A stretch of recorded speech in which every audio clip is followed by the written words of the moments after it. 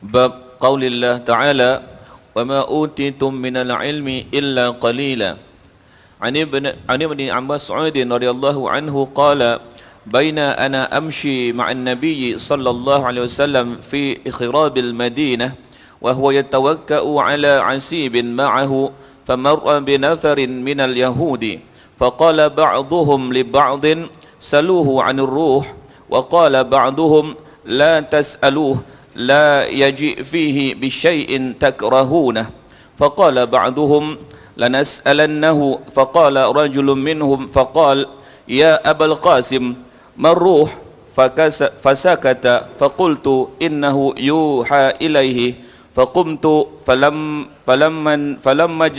فلما جلا عنه فقال يسألونك عن الروح قل الروح من أمر ربي وما أوتوا من العلم وما أوتيتم من العلم إلا قليلا. Bab 36 firman Allah Subhanahu wa taala, dan sedikit saja ilmu yang diberikan kepadaku. Diriwayatkan dari Abdullah bin Mas'ud radhiyallahu anhu, ketika aku berjalan bersama Nabi melalui reruntuhan Madinah dan ia bersandar pada sebatang pohon korma, beberapa orang Yahudi lewat. Mereka saling berbicara satu sama lain. Tanyakan kepada orang itu, yakni Nabi Muhammad sallallahu alaihi wasallam, tentang ruh. Sebahagian dari mereka berkata bahawa tak perlu menanyakan hal itu kepada Nabi sallallahu alaihi wasallam kerana ia akan memberikan jawapan yang tidak menyenangkan mereka. Namun seseorang di antaranya bersikap keras untuk bertanya, "Ya Abul Qasim, apakah ruh itu?" Sejenak Nabi Muhammad sallallahu alaihi wasallam berdiam diri. Menurutku ia tengah menerima wahyu Allah, jadi aku tetap bersamanya sampai Nabi sallallahu alaihi wasallam selesai menerima wahyu. Kemudian Nabi sallallahu alaihi wasallam bersabda, dan mereka bertanya kepadamu tentang ruh, jawablah, ruh adalah urusan Tuhanku dan sedikit saja ilmu yang diberikan kepadaku. Al-Isra ayat 85. Ini salah satu contoh soalan yang untuk menguji, tes. Tapi pada akhirnya dapat jawaban yang jawabannya dimanfaatkan oleh kita. Sebab seorang yang hikmah, seorang yang bijak, seorang yang pandai, bila mana menghadapi soalan-soalan tertentu, walaupun soalan itu sifatnya perli, soalan itu adalah untuk tes, ataupun soalan-soalan yang merepek, orang yang ahli hikmah akan memberikan jawaban dengan jawaban yang boleh mendiamkan orang yang bertanya tadi. Satu hari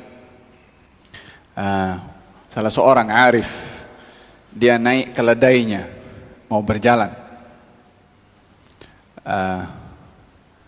Kemudian orang yang alim ini ditanya, "Ya fulan, mana lebih mulia, engkau apa keledai engkau?"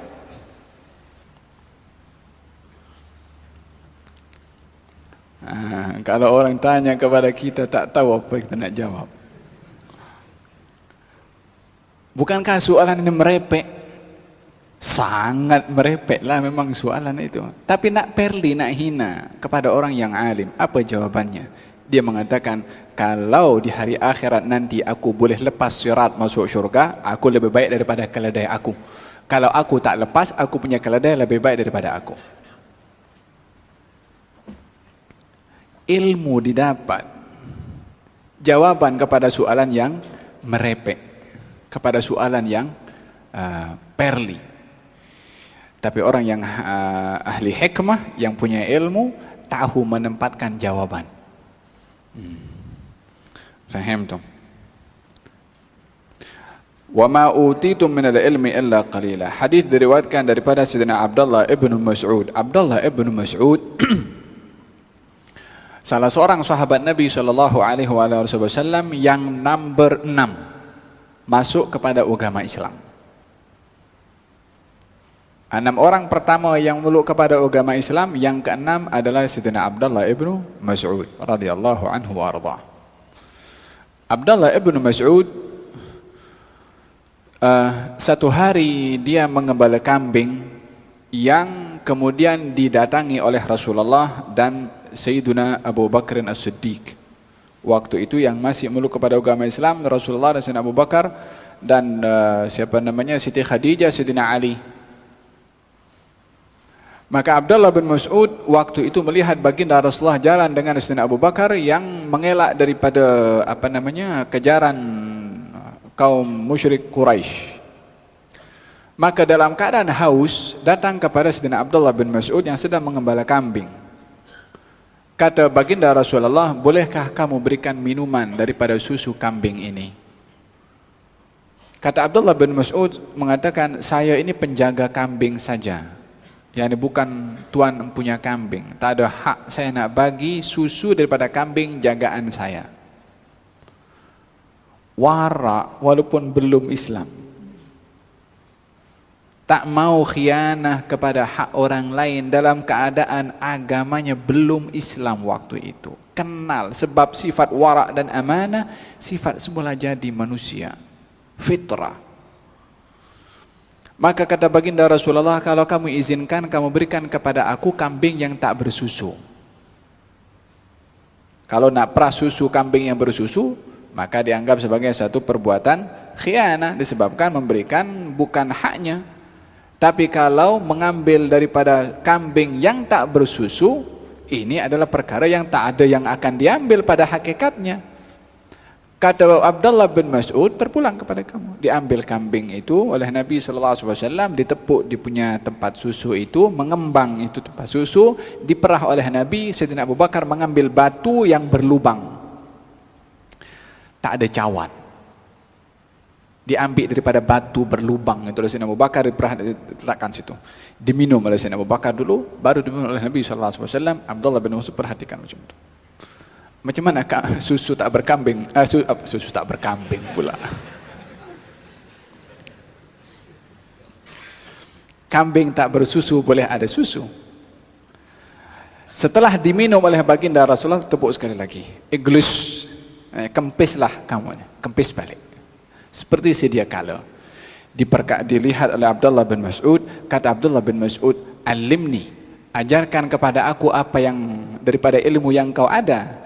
Kata baginda Rasulullah, innaka rajulun mu'allam, kamu ini seorang lelaki yang terpelajar. Dari kata-kata Nabi itu yang menyebabkan pada akhirnya Abdullah bin Mas'ud memeluk kepada agama Islam. Kata Abdullah bin Mas'ud, berkat itu kata-kata Nabi yang mengatakan kepada Abdullah bin Mas'ud, kamu adalah orang yang terpelajar, 70 ayat aku dengar langsung daripada Rasulullah SAW yang dihafal semuanya. Yakni 70 ayat yang didengar langsung daripada mulut baginda Rasulullah. Surat Al-Quran, bukan ayat ya, surat, 70 surat. Surat Al-Quran ada berapa semuanya? 114.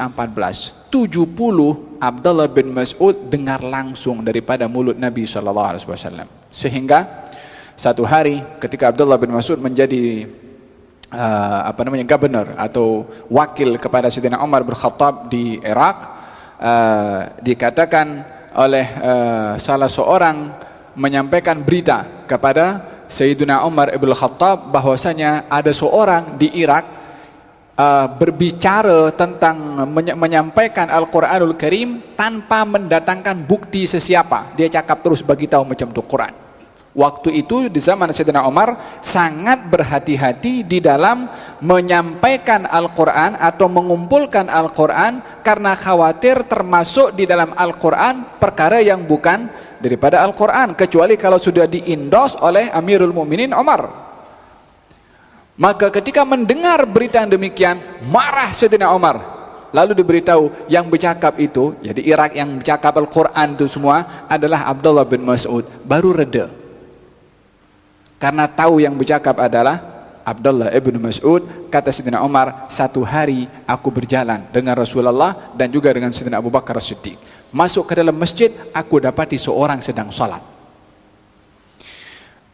Orang yang salat ini membaca Al-Quran dengan begitu indahnya sehingga Nabi ketika mendengar bacaan orang ini dihampiri oleh Nabi dan didengar oleh Nabi.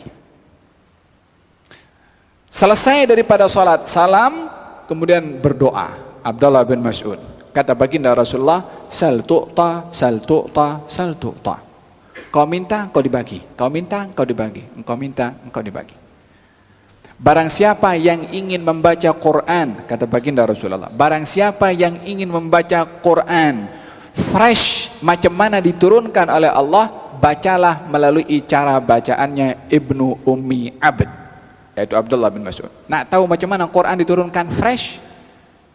Cara bacaannya macam Abdullah bin Mas'ud punya bacaan. Demikian pujian Rasulullah kepada Abdullah bin Mas'ud sehingga Sayyidina Umar ketika mendengar berita bahwasanya di Irak ada orang yang bercakap tentang Quran, awalnya marah, tapi setelah tahu yang bercakap Abdullah bin Mas'ud baru reda, sebab kesaksiannya sudah diindos oleh Nabi SAW.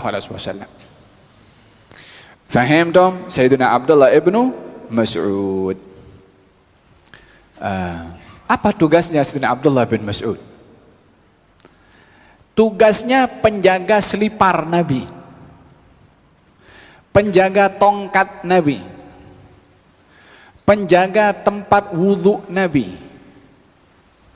dan juga pemegang siwak Nabi. PA, yakni hal-hal yang pribadi kepada Rasulullah SAW yang juga Abdullah bin Mas'ud. Bagaimana menjaga selipar Nabi? Abdullah bin Mas'ud akan memakaikan selipar Nabi kalau Nabi nak keluar, dan akan mengambil membukakan selipar Nabi kalau Nabi nak masuk dengan membuka selipar. Lepas tu seliparnya disimpan, diletakkan di mana, di lengannya sini, masukkan sini. Kemana saja dijaga. Kalau nak jalan diserahkan itu tongkatnya, bila mana nak masuk diambil tongkatnya, dijaga. Bila nak berwudu, diambilkan wudu daripada bekas wudunya, kemana-mana dibawa oleh Abdullah bin Mas'ud. Faham dong? Nampaknya kecil, penjaga selipar, penjaga tongkat, penjaga bekas untuk Nabi wudu, tapi makamnya tengok. Faham dong? Menggal satu hari ketika dia panjat pokok ara, ini Abdullah bin Mas'ud dikenali dengan orang yang tubuhnya itu rendah. Sehingga dikatakan termasuk daripada sahabat yang paling rendah size tubuhnya. Sehingga satu hari panjat pokok untuk ambil pokok potong siwak. Maka didapati ketika panjat atau mengambil itu, angin berhembus dan membawa mengenakan kepada kain pelekatnya sehingga betisnya nampak. Betis Abdullah bin Mas'ud nampak kecil. As-sahabah ketawa. Nampak kepada betisnya Sayyidina Abdullah ibnu Mas'ud. Kata baginda Rasulullah, mimma tadhakun? Kenapa kamu ketawa? Apa sebab kamu ketawa? Karena tengok betis Abdullah bin Mas'ud ke? Mereka menjawab, ya. Kata baginda Rasulullah, itu betis lebih berat daripada gunung Uhud tuh. Bukan daripada pokok gunung Uhud dibandingkan oleh Nabi SAW. Dalam apanya? Kedudukannya di sisi Allah Subhanahu wa Ta'ala. Itu gunung Uhud pernah dipijak oleh Nabi dan juga oleh Sayyidina Abu Bakar dan Sayyidina Umar, bergegar itu gunung Uhud. Fahim tum? Karena kedudukannya di sisi Allah Subhanahu wa Ta'ala. Hadza Sayyidina Abdullah ibnu Mas'ud radhiyallahu anhu wa arda, seseorang yang pernah disuruh oleh Nabi untuk baca Quran dan Nabi dengar. Yang tadi dia baca sendiri, Nabi dengar senyap-senyap. Yang kali kedua Nabi suruh, ya Abdullah bin Mas'ud, baca kepada aku Al-Quran. Kata Abdullah bin Mas'ud, bagaimana aku nak baca sementara Quran turun kepada engkau? Kata baginda Rasulullah, saya nak dengar daripada selain saya. Dibaca oleh Abdullah bin Mas'ud surat An-Nisa sampai kepada firman Allah, fa kaifa idza ji'na min kulli ummatin bi syahidin wa ji'na bika ala haula'i syahida. Nabi bersabda, hasbuk, cukup, kata Abdullah bin Mas'ud, dan aku nampak air mata Nabi mengalir daripada mata baginda Rasulullah sallallahu alaihi wasallam. Ini adalah satu kehormatan yang diberikan oleh Rasulullah kepada Abdullah bin Mas'ud dengan Nabi mahu mendengarkan keindahan bacaan Sayyidina Abdullah ibnu Mas'ud. Faham tuh? Beliau meninggal dunia pada usia 60 lebih, kurang. Sayyidina Abdullah bin Mas'ud. Dan beliau termasuk daripada golongan 4 orang yang namanya Abdullah, yang dikenali dengan kepakarannya dalam pelbagai macam bidang ilmu. Setelah Abdullah bin Abbas, Abdullah ibnu Mas'ud dan Abdullah ibnu Umar. Abdullah bin Mas'ud mengatakan, saya berjalan bersama dengan Rasulullah SAW dalam satu kawasan dekat Madinah, dan beliau bersandar dengan asib. Asib itu daun korma. Dia daunnya macam ini kan, macam kelapa sawit, ya kan, daun ya. Dia punya tengah itu namanya asib, yang macam rotan. Itu yang dibawa oleh Rasulullah untuk Nabi berjalan memegang dengan asib, itu dahan daripada pokok korma. Famarra binafarin minal yahud, lalu di satu kawasan yang diduduki oleh kaum Yahudi, maka satu dengan yang lain bercakap senyap-senyap. Apa katanya? Saluhu anir ruh, tanya kepada dia tentang ruh. Tanya kepada dia tentang ruh. Itu Yahudi dah tahu jawabannya, oleh sebab itu dah tentukan soalannya. Dia tentukan soalannya, tanya tentang ruh, sebab dirinya dah tahu jawaban tentang masalah ruh daripada kitab mereka, daripada wahyu Allah yang diturunkan oleh Allah kepada mereka dalam Taurat. Jawaban yang Allah berikan dalam Al-Quran tentang masalah ar-ruh, jawaban yang sama ada dalam At-Taurat berkenaan dengan masalah ar-ruh. Jadi mereka menanyakan kepada Nabi soalan, bukan nak tahu jawaban, dah tahu jawabannya. Makanya yang satu dengan yang lain bagi tahu, jangan nanti kalau dijawab, jawabannya kasih buka kita punya aib, kita akan terdedah. Jangan tanya. Yang satu degil, aku nak tanya. Bertanya kepada Rasulullah tentang ar-ruh, maka Nabi diam. Kata Abdullah bin Mas'ud, aku sedar kalau ketika Nabi diam wahyu sedang turun kepada baginda Rasulullah. Lalu dijawab oleh baginda Rasulullah, yas'alunaka 'anir ruh qul ar-ruhu min amri rabbi wa ma utitum minal ilmi illa qalila. Ar-ruh urusan tentang Tuhan aku, dan kamu tidak diberikan oleh Allah ilmu kecuali sedikit. Allah menyembunyikan hakikat jawaban tentang ar-ruh. Apa sebab? Disebabkan untuk memahaminya secara hakikat apa yang ada pada ar-ruh, maka ianya adalah perkara yang tidak boleh diketahui oleh akal manusia, karena tentang hakikat ar-ruh hanya diketahui hakikatnya oleh yang menciptakan.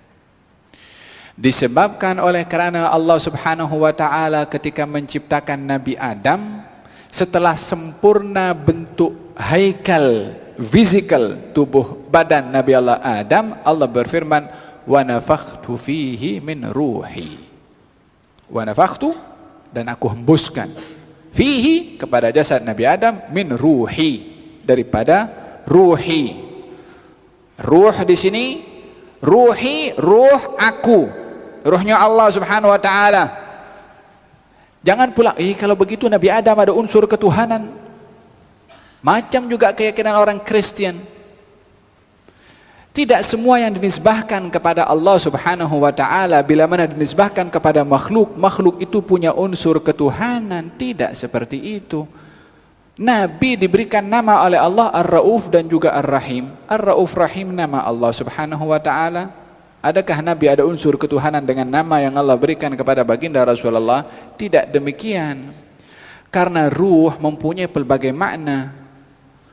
Ini adalah urusan Allah Subhanahu wa taala, karena rahasia ciptaan Adam menjadi insan. Apa yang membezakan ruh kita, yang kita dengan ruh ini boleh hidup, dengan ruh hayawan yang sama-sama hidup?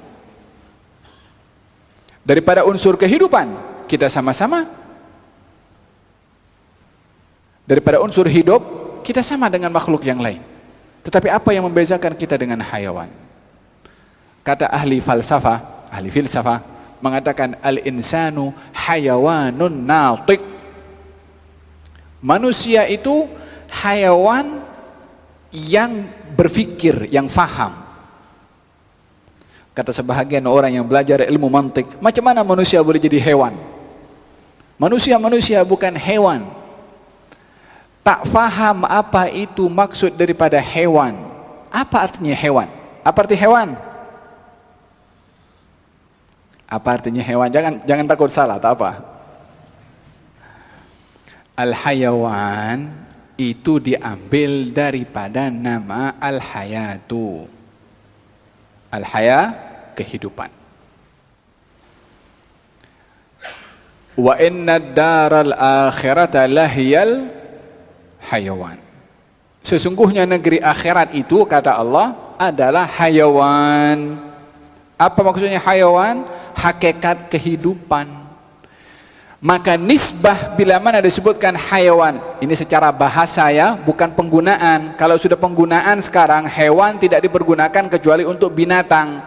Tapi secara bahasa hayawan adalah nisbah kepada al-hayatu, yang artinya kehidupan. Maka ini sesuai baik kepada binatang, kepada jin, termasuk kepada manusia. Tetapi dikatakan manusia hayawan, maksudnya itu kehidupannya. Makanya dibezakan, apa perbezaan kehidupan manusia dengan binatang? Al-insanu hayawanun natiq. Manusia hayawan maksudnya makhluk hidup yang berfikir. Ruh yang ada pada manusia boleh berfikir, yang tidak ada pada binatang. Unsur kehidupan pada ruh dikongsi sama dengan semua makhluk, termasuk manusia dengan binatang. Dan rahasia paham yang ada pada ruh manusia itu yang mengistimewakan, yang mengistimewakan manusia berbandingkan kepada binatang. Dan juga rahasia bagaimana ruh manusia boleh paham, boleh berfikir, yang tidak ada pada ruh binatang. Ini rahasia Allah Subhanahu wa ta'ala. Yang kedua adalah ingin memberitahukan bahwasanya ada ilmu yang hanya diketahui oleh Allah, supaya tak seorang mendakwa saya orang yang paling berilmu. Bagaimana akan dikatakan kita atau sesiapa saja mendakwa paling banyak berilmu, sementara Allah berfirman, wa ma utitum minal ilmi illa qalila. Kamu tidak diberi ilmu oleh Allah kecuali sedikit.